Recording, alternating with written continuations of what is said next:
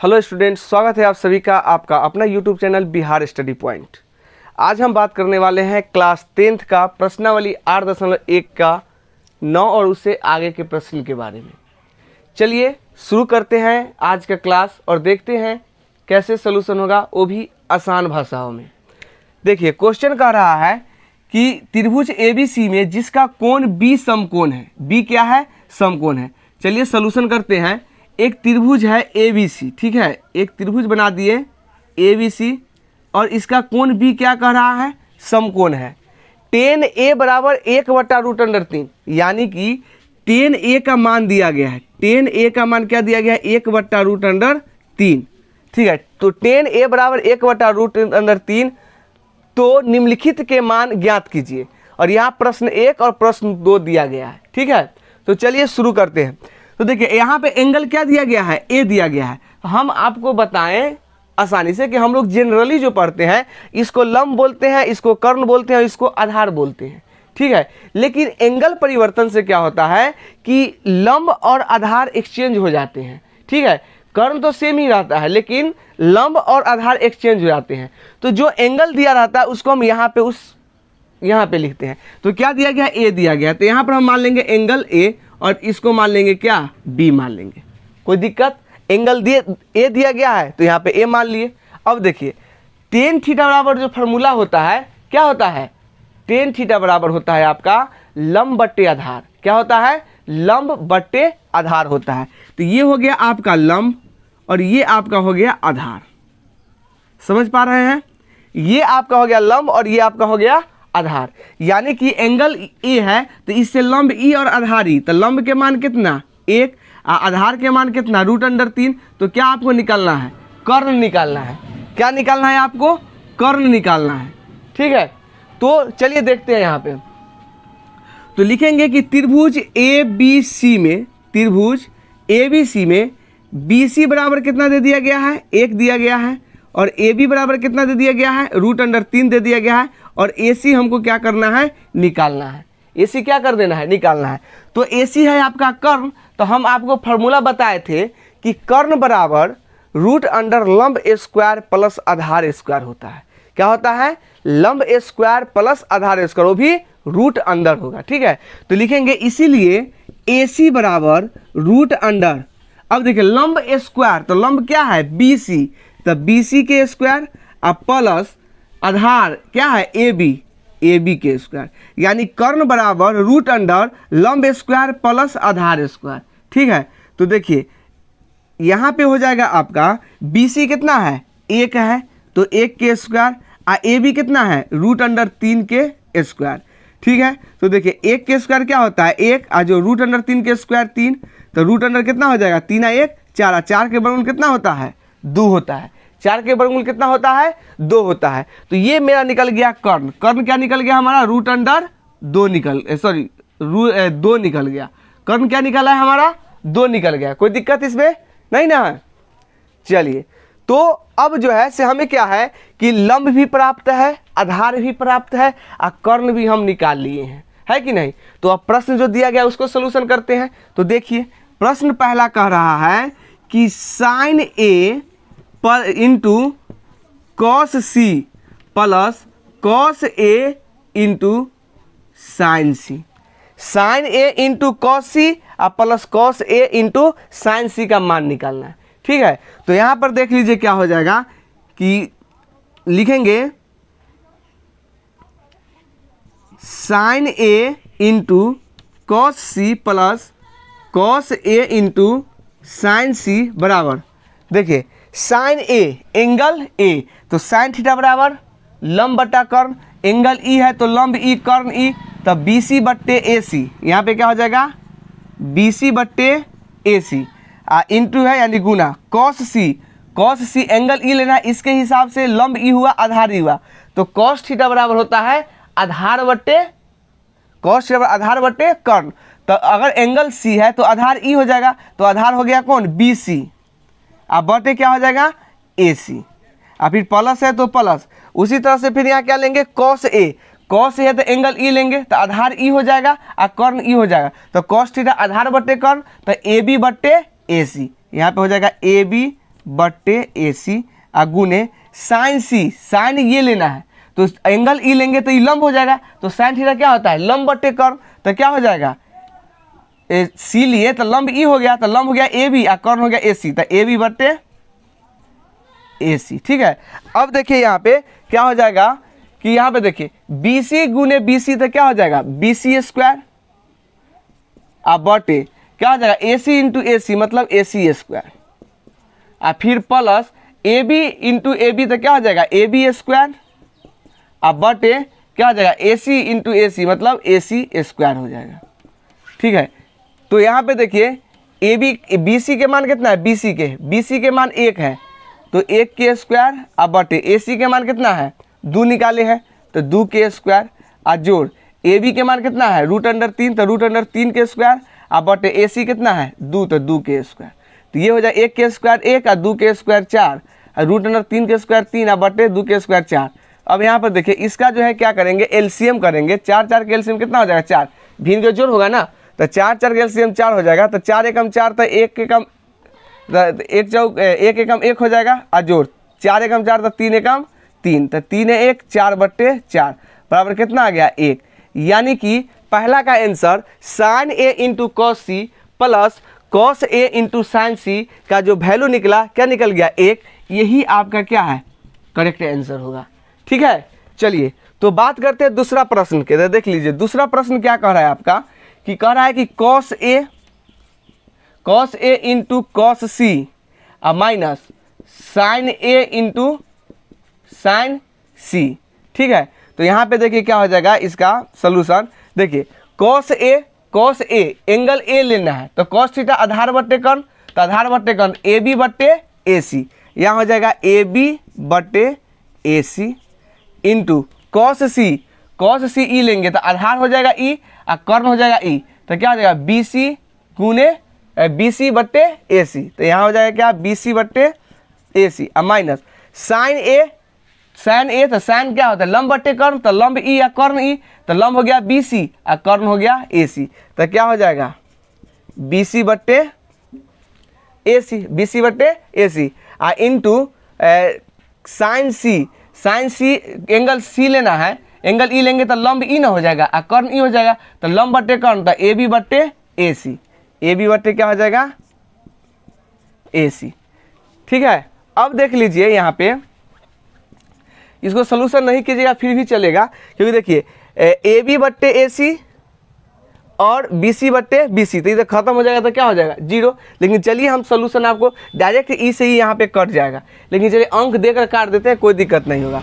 A B के मान क्या है √3 है तो √3 अब बटे ए सी निकला 2 गुने बी सी के मान 1 है अब बटे ए सी के मान कितना 2 फिर माइनस बी सी के मान कितना है 1 और ए सी के मान 2 और गुने ए बी के मान √3 अब बटे ए सी के मान कितना 2, तो ये हो जाए कितना √3 में 1 से गुना करें √3 अब बटे 2 दूनी 4 और माइनस √3 में 1 से गुना करेंगे तो √3 अब बटे 2 दूनी 4, तो यानी कि हो गया क्या कि √3 बटे 4 माइनस √3 बटे 4, तो जब ये दोनों घट ही जाए तो क्या बच जाएगा 0 बच जाएगा।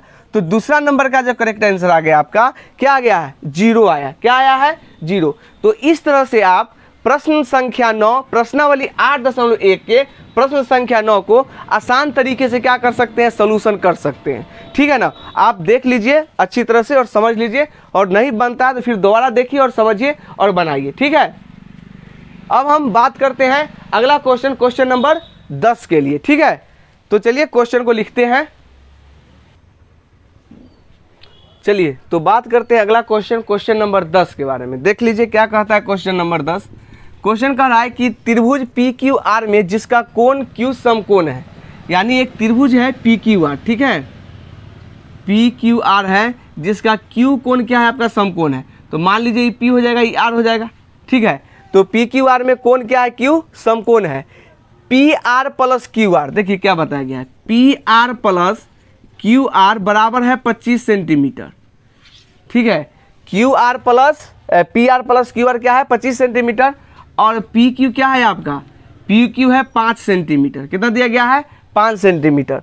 तो हमको साइन पी कॉस पी और टेन पी का क्या करना है मान निकालना है। तो देखिए पी क्यू का मान दिया गया 5 सेंटीमीटर और इस दोनों का योग दिया गया है कितना दिया गया है आपका, दोनों का योग दे दिया गया है कितना, 25 सेंटीमीटर। तो यहाँ पर देखिए लिखेंगे चूंकि P R plus Q R बराबर 25 सेंटीमीटर दिया हुआ है, तो हम पी आर के मान निकाले तो लिख सकते हैं पी आर बराबर 25 बराबर इधर प्लस है, इधर क्या हो जाएगा माइनस क्यू आर हो जाएगा, क्या हो जाएगा माइनस में क्यू आर। तो ये पी आर का मान निकल गया है, ठीक है। तो अब यहाँ पर चलेंगे क्या, देखिए पाइथागोरस से क्या चलेंगे, लिखेंगे पाइथागोरस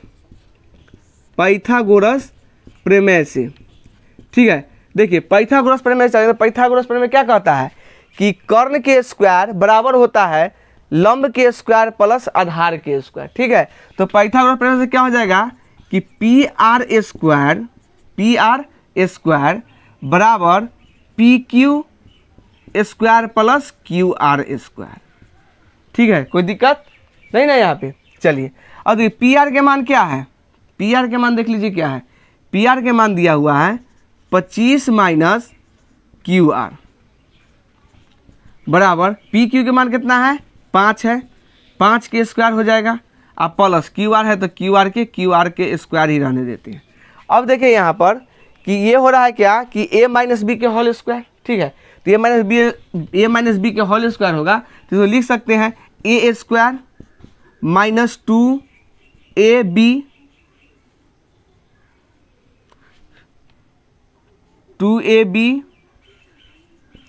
प्लस बी स्क्वायर।